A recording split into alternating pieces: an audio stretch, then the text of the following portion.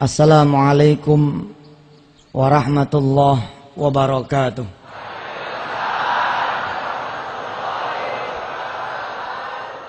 Allahumma salli wa sallim wa barik ala sayyidina Muhammadin wa ala alihi walhamdulillahi rabbil alamin. Bapak, Ibu, dan adik-adik yang dimuliakan Allah, pada satu subuh Rasulullah sallallahu alaihi wasallam memanggil Imam Ali. Rupanya Rasulullah saat itu merasa kedinginan yang sangat. Beliau merasa tidak sanggup melangkahkan kaki memimpin salat subuh berjamaah, sehingga beliau memutuskan memanggil Imam Ali untuk memberi pesan kepada Abu Bakar agar mengimami salat subuh berjamaah. Qila wa qala, dikisahkan 3 kali Imam Ali meminta Abu Bakar untuk menjadi imam salat subuh sesuai dengan pesan baginda Rasulullah sallallahu alaihi wasallam. Dan 3 kali juga kemudian Abu Bakar menolak.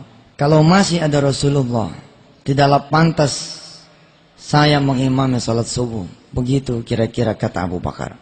Hingga kemudian Rasulullah memaksakan dirinya menjadi imam, yang diriwayatkan bahwa itulah salat subuhnya yang terakhir. Bapak Ibu yang dirahmati Allah, waktu zaman saya kecil dulu di Masjid Jami Al-Mansur, perayaan maulid dibagi 2. Ada maulid kecil berlangsung dari maghrib ke isya. Kalau tidak salah berlangsung beberapa hari, di mana kami yang kecil ini, anak-anak madrasah ibtidaiyah, tsanawiyah, dipakaikan gamis waktu kecil nih. Lalu kami berganti-ganti membacakan sirah an-nabawiyah. Kita berganti-ganti membacakan kisah Nabi Allah Muhammad sallallahu alaihi wasallam, tahun gajah sampai kemudian meninggalnya beliau sallallahu alaihi wasallam. Baru pada puncaknya diselenggarakan yang disebut dengan maulid besar. Kalau maulid besar diselenggarakannya di depan masjid dengan mengundang banyak jamaah dari mana-mana. Dari sisa memori saya, inilah kemudian saya ceritakan ulang kepada adik-adik saya, kepada kita semua. Mudah-mudahan di peringatan hari maulidnya Rasulullah sallallahu alaihi wasallam ini ada tumbuh kecintaan di hati kita semua, karena Rasulullah mencintai kita. Berangkatlah kemudian Rasulullah berjalan untuk mengimami salat subuhnya, yang ternyata itu salat subuh yang terakhir. Di dalam sebagian riwayat dikisahkan ketika Rasulullah mengucapkan salam, beliau langsung menghadapkan mukanya, menghadapkan wajahnya kepada para jamaahnya, kepada para sahabatnya yang saat itu sudah berlinang air mata semua. Karena mereka merasa bahwa jangan-jangan Rasulullah sallallahu alaihi wasallam sudah akan meninggalkan mereka. Begitu selesai salam, Rasulullah langsung menghadapkan wajahnya kepada para sahabatnya dan membacakan ayat terakhir surah Al-Kahfi, surah ke-18 ayat 110. A'udzu billahi minasyaitonir rajim. Qul innama ana basyarum mithlukum yuha ilayya annama ilahukum ilahu wahid faman kana yarju liqa'a rabbih falyamal amalan salihan wala yusyrik bi'ibadati rabbih ahada. Para sahabat yang mendengar ayat ini dan mengerti paham isi ayat ini makin menangis. Di antaranya Abu Bakar radhiyallahu an. Qul innama ana basyarum mithlukum yuha ilayya annama ilahukum ilahu wahid faman kana yarju liqa'a rabbih falyamal amalan salihan wala yusyrik bi'ibadati rabbih ahada. Katakan wahai Muhammad, sesungguhnya aku ini adalah manusia yang sama seperti kalian. Seolah-olah Rasulullah ingin berkata kepada kita semua umatnya, kalau Rasulullah adalah manusia biasa yang butuh makan, kalau Rasulullah adalah manusia biasa seperti kita yang butuh minum, maka Rasulullah pun adalah manusia yang hidup, yang suatu saat akan meninggal dunia. Faman kana yarju liqa'a rabbih falya'mal 'amalan salihan wa la yusyrik bi'ibadati rabbih ahada. Barang siapa yang ingin ketemu Allah Tuhannya, hendaklah dia banyak-banyak melakukan amal saleh dan jangan mempersekutukan Allah dengan sesuatu. Abu Bakar dikisahkan mengingat episode ketika beliau menemani Rasulullah hijrah. Saya berdoa mudah-mudahan ada di antara jamaah yang barangkali belum pernah menunaikan ibadah haji atau umrah. Mudah-mudahan Allah takdirkan bisa berangkat ke tanah suci. Ada gua Thur di sana. Allah kemudian wahyukan kepada Nabi Muhammad untuk istirahat di dalam gua itu. Masuklah kemudian Abu Bakar bersama Rasulullah di sana. Begitu masuk karena lelahnya, kemudian Rasulullah tertidur. Tertidur di mana? Tertidur di pangkuannya Abu Bakar radhiyallahu an, yang bukan saja dia adalah jamaahnya, sahabatnya, tapi juga beliau adalah mertua dari Rasulullah sallallahu alaihi wasallam. Ketika Rasulullah tertidur di pangkuan Abu Bakar, ada ular. Ada ular mendekati Abu Bakar, yang Abu Bakar tahu bahwa ular ini akan menggigit salah satu di antara dia berdua, dia atau Rasulullah sallallahu alaihi wasallam. Karena yang terjulur kakinya adalah Abu Bakar. Abu Bakar tahu bahwa dialah yang kira-kira akan digigit duluan namanya ular. Kalau saja Abu Bakar tidak mencintai Rasulullah, Abu Bakar ingin sekali mengusir ini ular. Tapi kalau dia usir ini ular, Rasulullah bakalan bangun. Subhanallah. Kemudian Abu Bakar merelakan dia punya kaki, Bapak Ibu yang dirahmati Allah. Kemudian digigit sama itu ular. Kecintaan para sahabat memang nggak bakalan bisa keukur oleh kita semua. Hampir saja Abu Bakar juga menjerit karena sakitnya digigit sama itu ular. Tapi Abu Bakar tidak menjerit sepatah kata pun. Tidak ada suara yang keluar dari dia punya mulut. Kenapa? Karena dia mencintai orang yang sedang tidur di pangkuan ini. Dia khawatir kalau kemudian dengan teriakan itu, kemudian Rasulullah SAW bangun. Masya Allah. Dan saat itu Abu Bakar mendengar Rasulullah membacakan ayat ini. Kul innama ana basyarum mithlukum yuha ilayya annama ilahukum ilahu wahid. Faman kana yarju liqa'a rabbih falya'mal 'amalan salihan wa la yusyrik bi'ibadati rabbih ahada. Imam Ali pun begitu. Imam Ali mengingat episode-episode di mana Rasulullah SAW dia temani dari kamarnya untuk kemudian berdiri menjadi imam salat subuh. Yang kemudian Rasulullah membaca ayat itu yang dia paham bahwa ini semakin dekat tanda-tanda bahwa Rasulullah mendekati dia punya ajal. Imam Ali mengingat ketika Jibril mewahyukan kepada Rasulullah bahwa ada 6 kafir Quraisy yang sedang bergerak berjalan mengepung rumah Rasulullah. Salah satu yang dipanggil adalah Imam Ali radhiyallahu an. Ditawarkan, siapa di antara anda berdua, engkau wahai Ali atau engkau wahai ayahku Abu Bakar, yang bisa menggantikan aku di rumah ini. Supaya kafir Quraisy menyangka aku masih di dalam rumah ini. Kemudian Imam Ali mengambil posisi, aku saja Rasulullah. Kemudian Imam Ali menempati posisi tidurnya Rasulullah. Dan kemudian Rasulullah pergi berangkat. Sayang, saat itu sudah tiba dahulu 6 kafir Quraisy yang sudah kira-kira sejarak lagi sampai ke pintu rumahnya Rasulullah.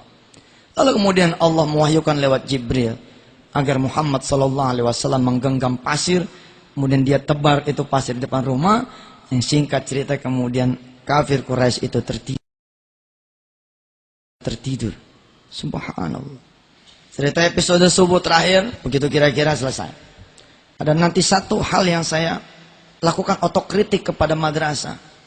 Saya sebut otokritik karena saya juga madrasah, pesantren, tentang bagaimana upaya kita membuat anak-anak menjadi mencintai Rasulullah Sallallahu Alaihi Wasallam. Kalau Rasulullah begitu hebatnya cintanya kepada kita, bagaimana nanti kita ukur kecintaan kita kepada Rasulullah sebesar apa?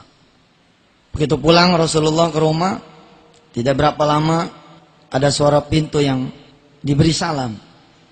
Fatimah kemudian menyaut, Waalaikumsalam warahmatullahi wabarakatuh. Manil kharid? Siapa yang di luar? Kemudian yang di luar nih tamu menjawab, saya, qad-ji'tu. Saya sudah datang. Salamkan kepada Rasulullah, aku sudah datang. Ibu bapak yang dirahmati Allah, hanya satu orang yang malaikat Jibril dan Israel ketika datang hendak menjemput nyawa kita, memberi salam dulu. Cuman satu. Itu orang yang hari ini kita peringati lahirnya, Rasulullah Sallallahu Alaihi Wasallam. Karena Allah memerintahkan kepada Israel, wahai Israel, kalau nanti Muhammad Rasulullah Sallallahu Alaihi Wasallam menolak untuk dicabut nyawanya, pulang. Subhanallah. Disampaikanlah kemudian oleh Fatimah kepada ayahandanya bahwa di depan ada tamu. Apa kata Rasulullah? Tamu yang kau maksud sudah ada di sini. Fatimah bingung. Karena tidak ada yang bisa dia lihat. Tapi Rasulullah bilang tamunya sudah ada di situ. Karena memang yang datang adalah malaikat Israel alaihissalatu wassalam.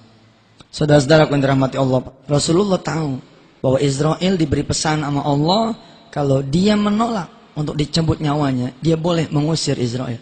Maka kemudian keluarlah kalimat beliau, bahwa dia belum berkenan dicabut dia punya nyawa, sampai dia kemudian ketemu dulu sama malaikat Jibril alaihi salatu wassalam.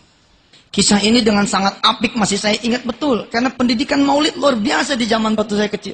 Kalau sekarang saya tidak lagi menemukan, kecuali di Kalimantan kayak kemarin itu. Subhanallah. Muhammad ibni Abdillah, Muhammad ibni Abdillah, alaikallahumma salli.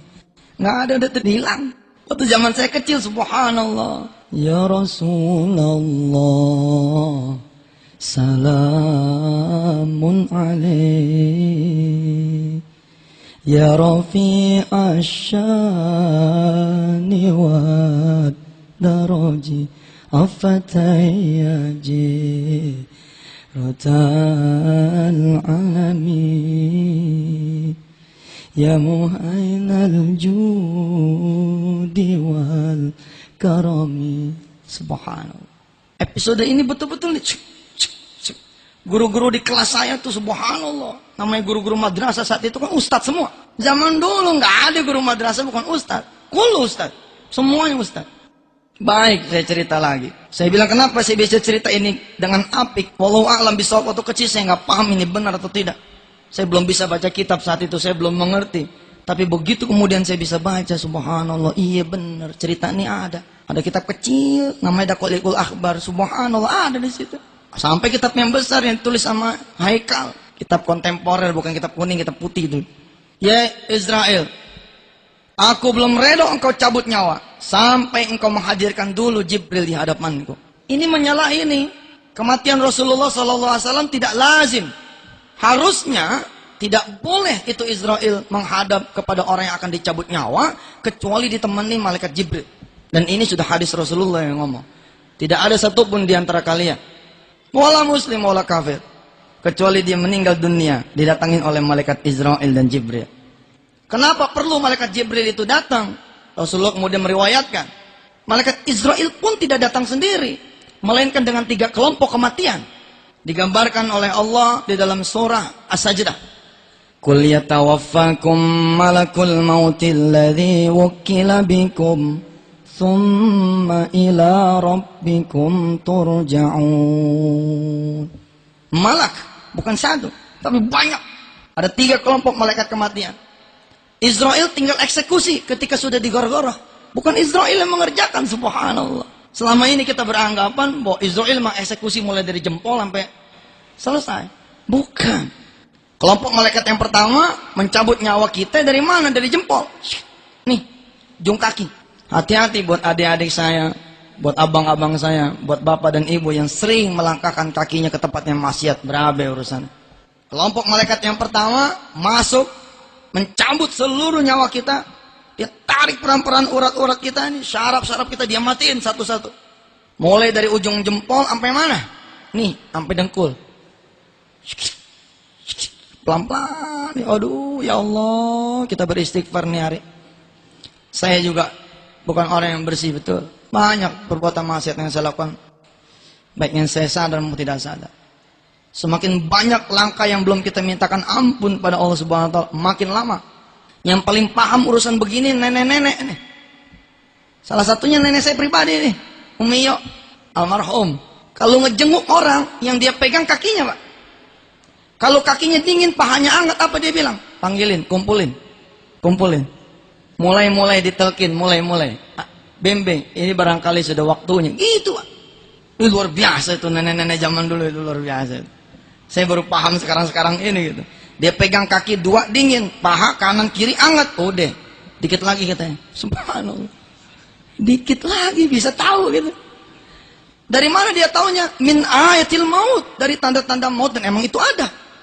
Selesai mencabut nyawa, tugas dari malaikat kematian yang pertama, masuk kemudian malaikat yang kedua. Mencabut nyawa dari mana ke mana? Dari dengkul sampai kemana? Ada yang bilang pinggang, ada yang bilang pusar. Selesai dari pusar sampai mana? Sampai ke sini nih, tenggorokan ya. Kalau dalam bahasa kitabnya disebut gar-garah. Nah di sini ini baru kemudian Israel sama Jibril maju, dia itu berdua. Jibril sama Israel datang dia berdua. Lalu kemudian Israel mempersilahkan malaikat Jibril maju dulu. Untuk ngapain? Kata Sayyidina Rasulullah SAW. Kalau yang didatangin ini adalah suami yang menyayangi istrinya, memberi rizki dengan jalan halal, taat dia beribadah, sholatnya ada, senang dia minta ampun. Kalau yang dia datangi, kata Rasulullah, adalah seorang anak yang taat pada orang tuanya, mahabbah dia sama gurunya, dia jaga dia punya sholatnya, dia keluarkan zakatnya, dia cari jalan-jalan rizki yang halal di sisinya. Kalau yang dia datangi adalah seorang istri yang menjaga aib suaminya, menjaga kehormatan suaminya. Pokoknya kata Rasulullah, kalau yang didatangi ini adalah orang yang soleh, maka Jibril akan mendatangi si fulan yang mau meninggal dunia ini. Dari mana? Dari sisi kanan. Kemudian Jibril mengepakkan sayap yang kanan, kemudian tampaklah surga yang bertingkat-tingkat di sana.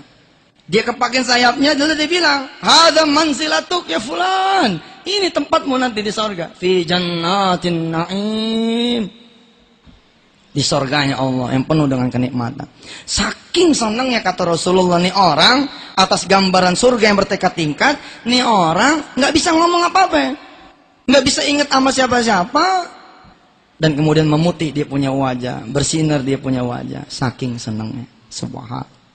Sebaliknya, kalau yang didatangi adalah orang-orang yang durhaka, senang ninggalin sholat, senang bohong, senang judi, senang main perempuan, belum tobat sebelum dia mati, maka Jibril akan mendatangi dia dari sisi yang sebelah kiri, lalu dia kepakkan sebelah kiri dia punya sayap dan mengatakan kepada si fulan, "Hadza manzilatu fi nari jahannam wa bi'sal masir."